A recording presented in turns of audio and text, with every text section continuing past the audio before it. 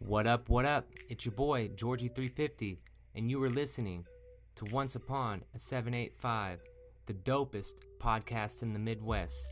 Let's get into it.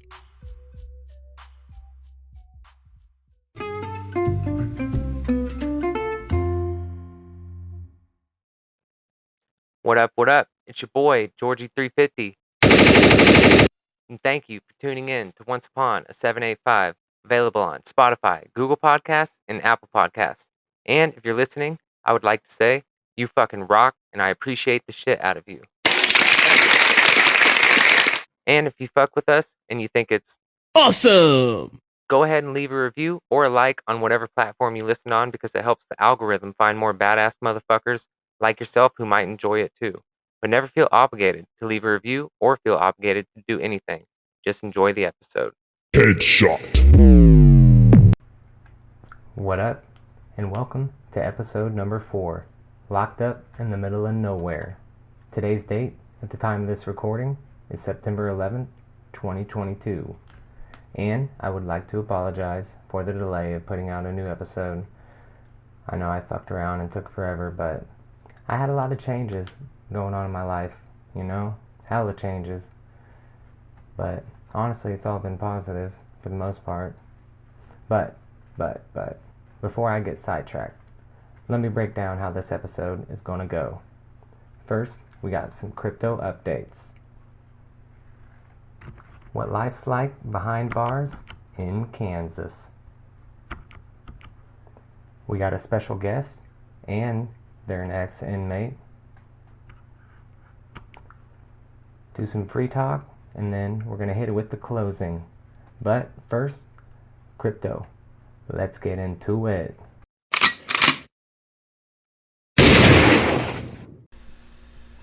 Alright, now, as always, I get all my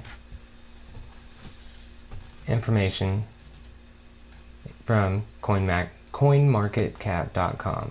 Geez, my apologies. And so, as of right now, for the gainers, we got Golem, who's up 45.48%, which is wild. I don't know anything about them, but they're trading at 41 cents a coin. Then we got QNT, who's up 6.91%, trading at $111.14 a coin.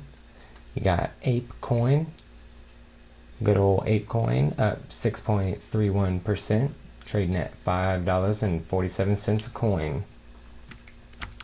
Then we got Near Protocol. They're up $5.94, trading at $5.01 a coin.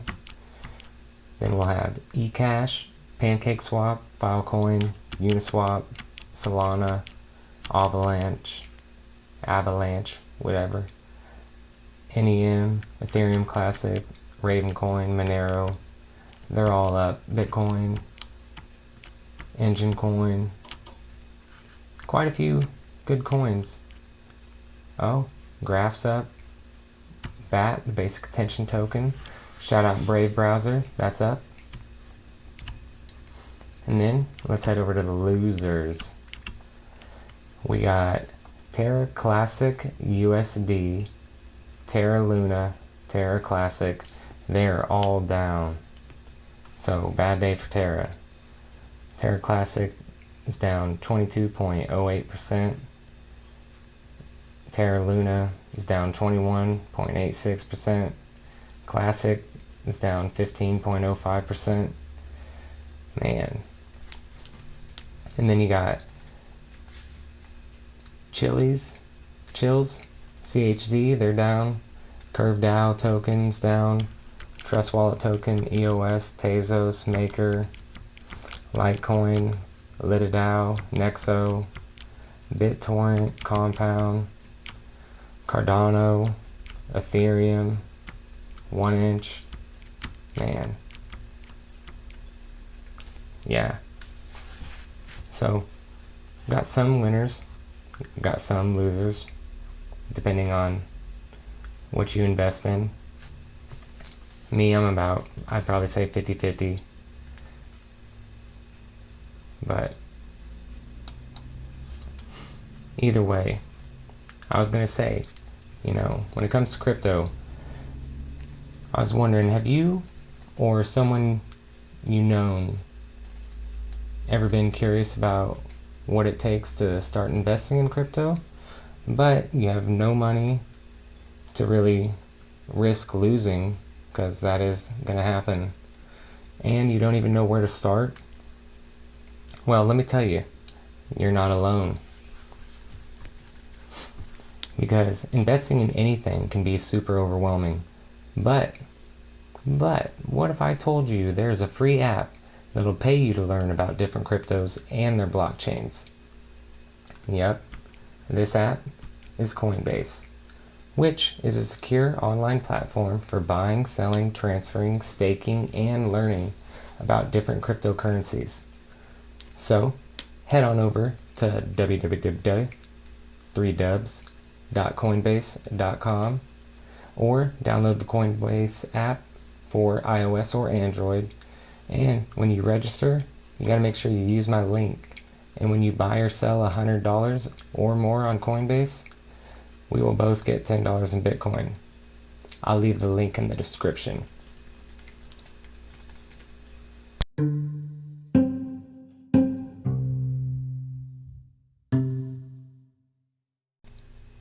Alright, so now, what it's like being locked up in the middle of nowhere. So, currently, in the state of Kansas, the total number of inmates for males is 7,687. With females, it's about 707, and the total number of males and females and everybody incarcerated in the state of Kansas is 8,394. And the recidivism rate in Kansas, now hopefully I said that word right, which I'll tell you what it is in a second. The recidivism rate is 36%. So, if you don't know what that is, which neither did I, that's the percent of people who will fuck up and fuck around, and they'll end up a repeat offender, and they'll reoffend, and they'll end up back in prison. Now, for most people in America, and I assume in the world, prison is the last thing they want to do when they are in there, let alone that's the last thing they want to do is fuck up and end up back in prison. That's the last thing. But others, when they get released, they find out that real life is hard. It's hella hard. I mean,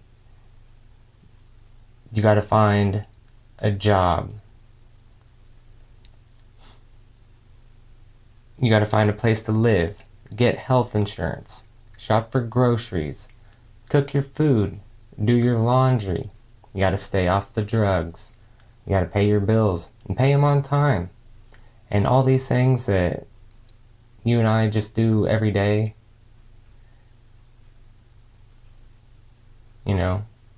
which if they were in prison, they don't have to work if they don't want to. They get 3 meals a day, no matter what, free healthcare, free cable. Some people say it's easier to get drugs in prison than when they're out of prison. So in the end, they'd rather just go back to prison because it's easier, and they have become what we call institutionalized. Which, institutionalized is the process by which inmates are shaped and transformed by the institutional environment in which they live. So they've let prison become their comfort zone, ultimately, which is fucking wild to think about. And, fun fact, the company I work for has a work program for inmates. So every day I work with people that are incarcerated. So I get the opportunity to meet all types of different people, crazy motherfuckers, people like our special guest. So let's hear firsthand what it's like behind bars from ex inmate and my good friend, Max Rulin.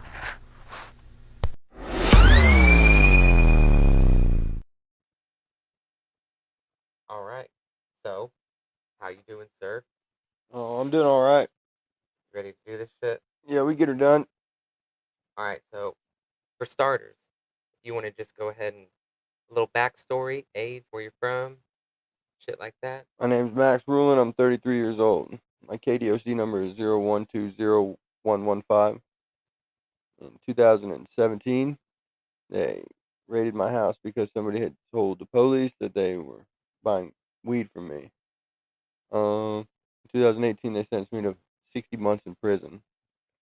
I was caught with possession of 4 grams of marijuana, about $40, a set of scales, and an immense amount of paraphernalia.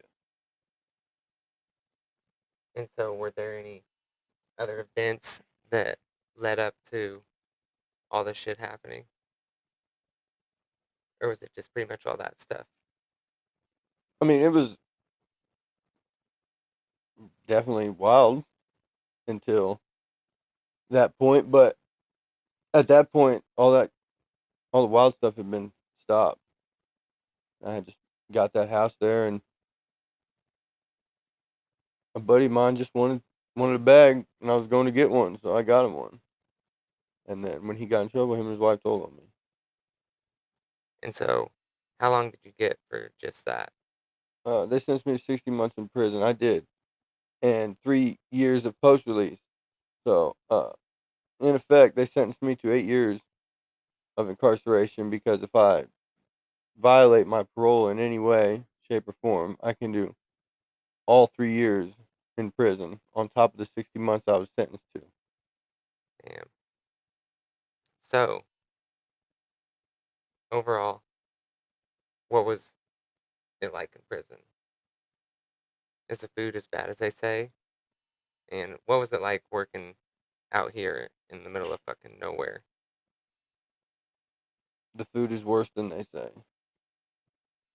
And then you have a bunch of fellow inmates cooking the food, and they all think they're fucking Martha Stewart. So the food just gets worse. And you go to eat it, and it tastes like a whole jar of salt, where they put 47,000 pounds of onions in it, which I like onions. I eat them raw. When you put too much onions in it, for me, you got way too much onion. Yeah. And so when I went to prison, they sent us to RDU, which is at the maximum facility in El Dorado, where they house people like the BTK and, really violent criminals. And when you're there, the first week you're not allowed out of your cell. And they do a bunch of diagnostics. They mental health evaluation, IQ test, a bunch of things. They do all your dental exams, your eye exams, your health exams, physicals, give you blood work, make sure you ain't got no STDs, AIDS, whatever. So they can classify you properly, house you. So after a week of solitary, you go to like it was the L building, and you get an hour out a day, and you can walk to your meals.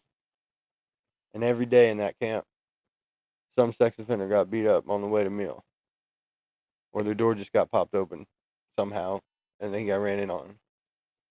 And But how long did you have to stay there? I only had to stay there like 4 weeks. Damn. I was minimum custody, and they sent me to Norton to the medium security. And then I was there 2 weeks, and then I went to the minimum security prison in Norton, which was still behind a fence, but not behind the big fence at the medium. And it was all right. It was an old hospital. It's an old hospital. It's not really a prison. It's like all the nurses stayed there, and then they worked across the street because Norton is like the old mental hospital and stuff. And then the minimum's like the nurses' quarters. So it's not bad. You have your own room and stuff. Some of the rooms have their own private bathrooms. There's no Damn. cells. There's no. So it's not like once I got there, I was no longer really in prison. So I was pretty fortunate. So I got there in like October, and then I left there in December to go to Stockton, Kansas, which was even more of a minimum camp. There's no fence. There's no cells.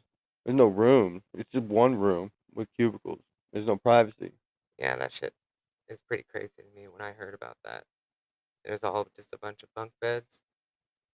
Yeah, and the bunk beds are taller than the cubicles. So if you sleep on the top bunk, there's somebody right next to you, within 3 inches of you, like you're sleeping in the same bed. And it's not even a full size bed. It's like you're sleeping in a twin bed Damn, with another dude. yeah, that sucks. So overall, what would you say was the worst part about prison? The people, just the amount of people, the ignorance of the people. I mean, you don't ever get a moment to yourself.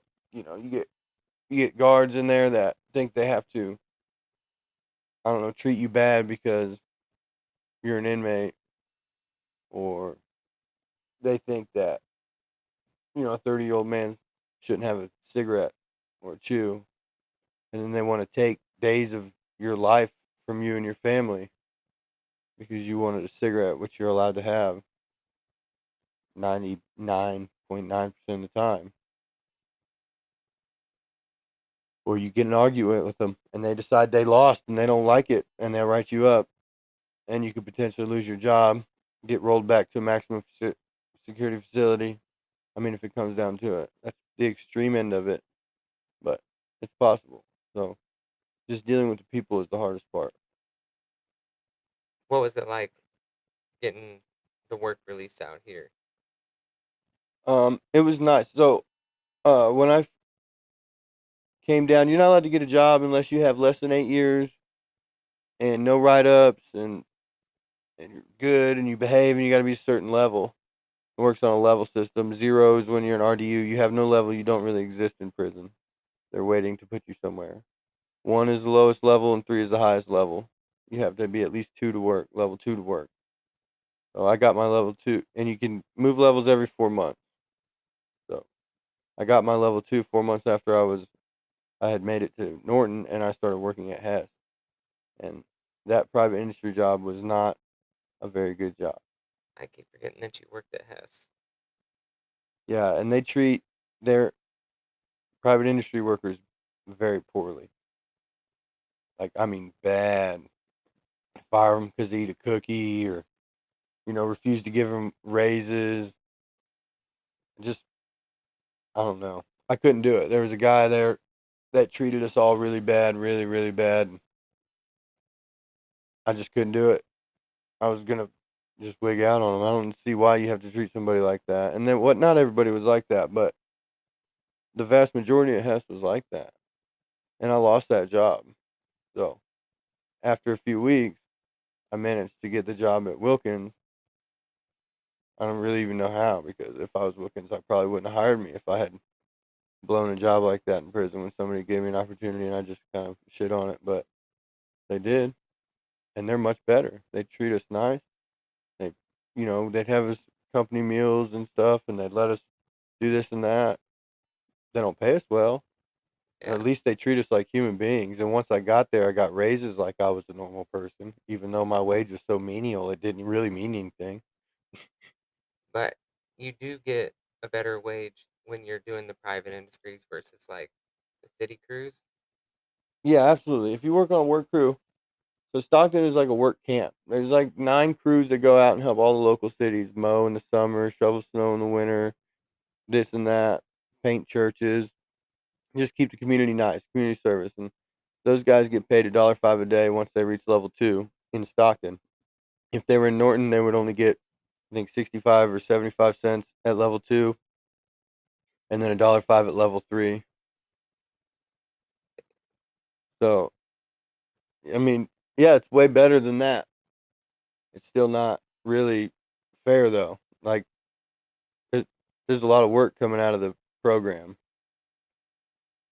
Yeah, that they don't have to pay much for. They get paid for it.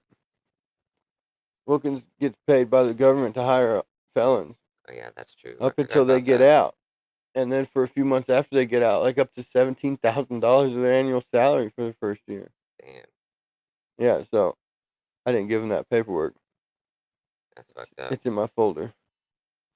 Fuck that. Would you say that you made any friends while you were in prison? Not prisoners. Not prisoners? No.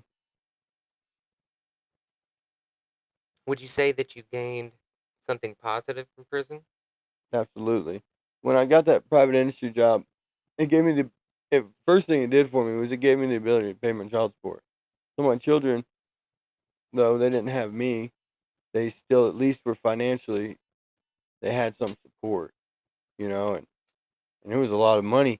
And when I worked at Hess, I would work for 2 weeks for 50 hours a week. I'd work 100 hours, and my paycheck would be $130 because the prison would take rent from me. I would pay my child support that was set for a much higher rate than $9 an hour that Hess paid me. I paid taxes. I paid to a victims fund, and I didn't have a victim. I paid all kinds of weird things, and I would receive hardly any of my paycheck. While the state collects rent from me, 25% every time I get paid, and they get paid by the federal government to house me, and by the state taxpayers' constituents to house me. So they're definitely dipping in there somewhere.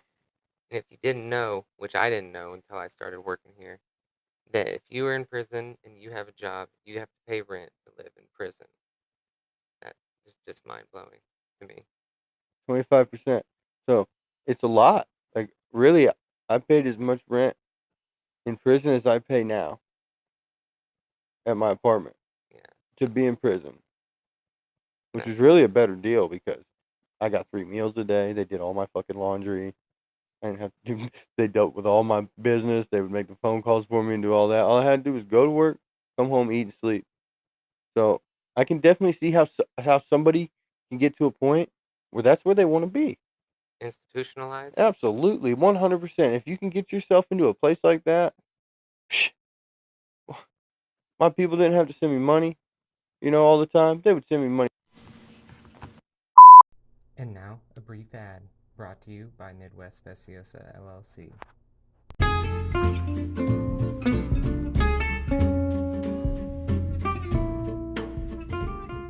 Hello, this is Jordan with Midwest Speciosa LLC. For me, Kratom is not just a choice, it's a lifestyle. But you may be asking yourself, what is Kratom, Jordan? Well, I'm glad you asked. Kratom is a safe herbal supplement used by millions of Americans to manage pain or as an alternative to coffee to help with their mood and focus. Natural kratom comes from a tropical tree in the coffee family native to Southeast Asia and has been used for centuries in traditional medicines. Kratom has been safely used for decades here in the United States and is becoming increasingly popular because of what it is and what it isn't. Kratom is not a drug, not an opiate, and not a synthetic substance. Natural kratom is a safe herbal supplement that is used by millions for pain management or an energy boost. Despite coming under attack because it's not a prescription drug, many Americans are turning to kratom to help them eliminate chronic pain, a drug dependency, or as an energy boost. They say kratom gives them relief from constant pain, and many, myself included, say it saved their lives. That's why more and more Americans are benefiting from it daily. See if kratom could help you or someone you know. Here at Midwest Speciosa LLC, we offer free samples for all new customers, whether it's the first or the millionth time you've tried kratom. The first ounce is always free. Midwest Speciosa LLC. Plants over prescriptions.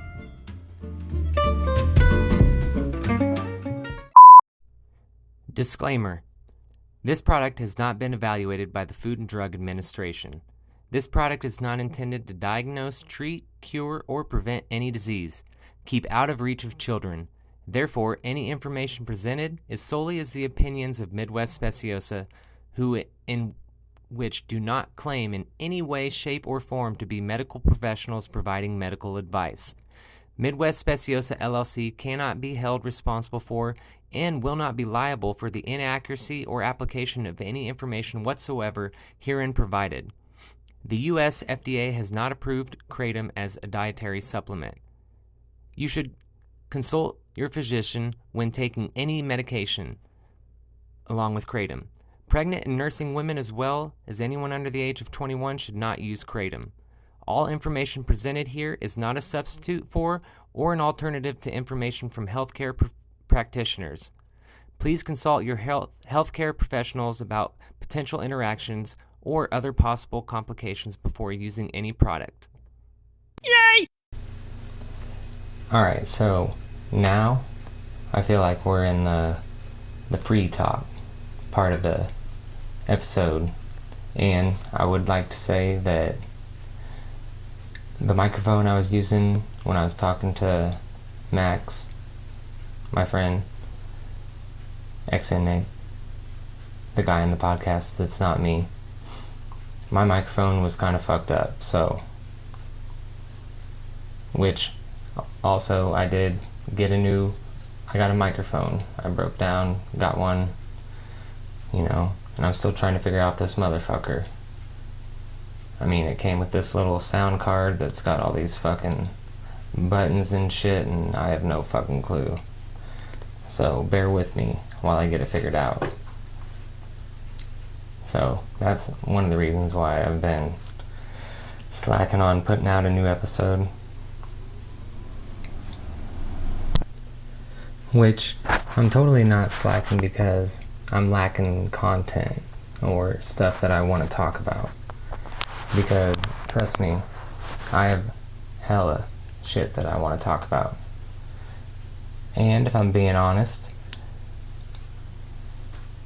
I have the episode for next week already mostly done. And my goal that I've been trying to do was I want to try to release a new episode every Monday. And, I just want to keep it around that schedule. And next week's episode, make sure you tune in, is going to be Once Upon 785. It really is what it looks like.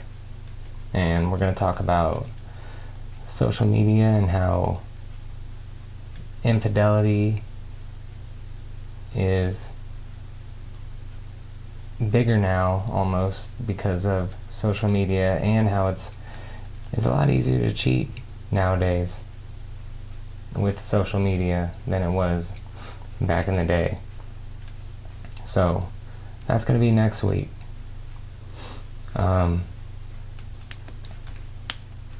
If you trying to get linked up with any good kratom, Midwest Speciosa LLC is all you need to, it's the furthest you need to look. We do ship, we deliver local if you are in the area. You can email me about kratom anytime at midwestspeciosa@gmail.com.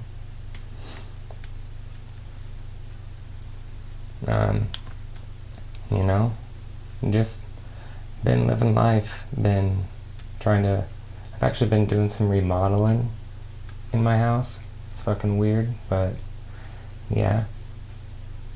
I've been just hella cleaning. I ended up, switching rooms with one of my kids, so, I can be closer to my computer. And, they can all be in the same general vicinity. I have my space, they have theirs. But yeah, life's been good. Life's been real good. Just been focusing on myself, my podcast, my job, my creative business, my children, and just my life. it's not always a bad thing to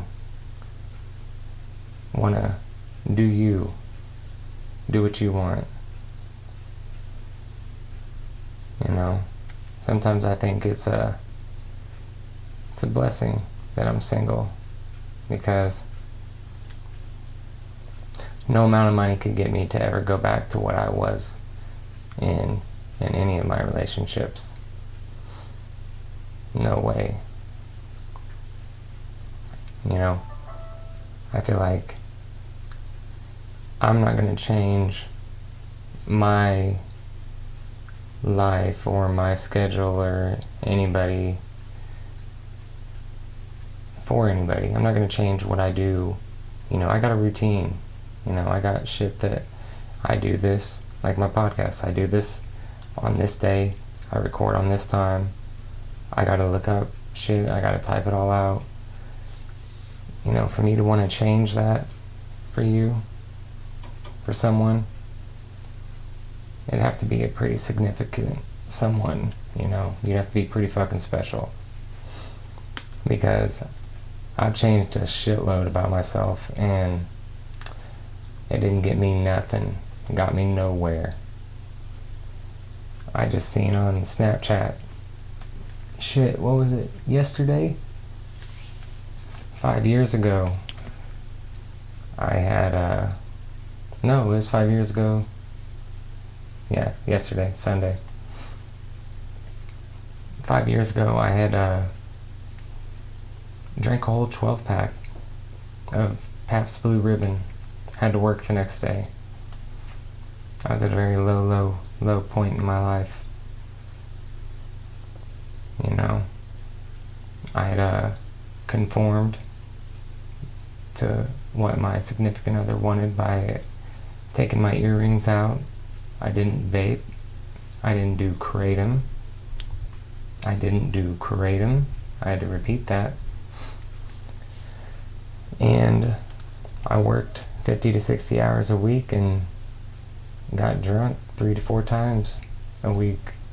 You know, work days, it didn't matter. I didn't give a fuck. But you know, all that got me here. So all the dumb shit that I've had to deal with in the past how many ever years has got me to this peace and, you know, sort of solitude. And I'm slowly getting every piece of my puzzle put together. And, you know, I'm just enjoying life. And that's what I want everybody to do. Just enjoy life, you know. I'm just babbling on, honestly, so I might as well get ready with the closing, you know. I'd like to thank you for listening to Once Upon a 785, episode number 4. And do not forget, this is the dopest podcast in the Midwest. Hit him with the outro, bitch. Middle of the map, can't swear I'm at. You can say I'm whack, it's just not a fact. Can't tell if I'm awake or I'm in a dream. I just know I'm geeked.